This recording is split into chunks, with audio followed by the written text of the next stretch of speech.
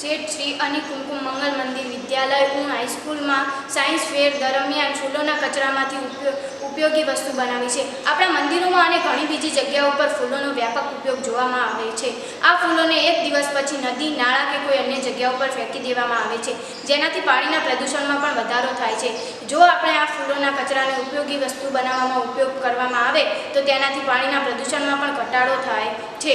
પેન્સિલનું બાહ્ય આવરણ લાકડાનું બનાવેલું હોય છે, જેને એકવાર છોલાયા બાદ તે લાકડાનો વ્યય થાય છે। લાકડું પણ બિન-નવીનીકરણીય સંસાધન છે, માટે તેની બચત કરવી પણ જરૂરી છે। વૈજ્ઞાનિક સિદ્ધાંતો: પેન્સિલનું બાહ્ય આવરણ ફૂલોના કચરામાંથી બનાવવાનું છે। સૌપ્રથમ આપણે ફૂલોના કચરાને અને લીમડાના પાનને 2-3 દિવસ સૂર્યપ્રકાશમાં બરાબર સૂકવી નાખવા, પછી તેને મિક્સરમાં પીસી અને તેનો પાવડર બનાવી દેવો। ગરમ પાણીમાં ફૂલોના કચરાના પાવડરને અને મેદો તથા મકાઈના સ્ટાર્ચને ભેળવી દેવો, પછી તેને પેન્સિલના બાહ્ય આવરણ તરીકે વાપરવું અને તેમાં ગ્રેફાઇટની લીડ દાખલ કરવી।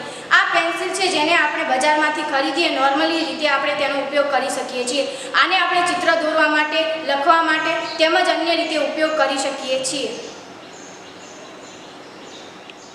તો વિદ્યાર્થી મિત્રો, તમે આ પેન્સિલને જોઈ રહ્યા છો, જે આપણે બજારમાંથી લાવીએ તેવી જ દેખાય છે। આ પેન્સિલને ફૂલોના કચરામાંથી બનાવવામાં આવી છે, જેનાથી પાણીના પ્રદૂષણમાં પણ આપણે ઘટાડો કરી શકીએ છીએ। હું તમને આ પેન્સિલમાંથી થોડુંક લખીને બતાવું છું।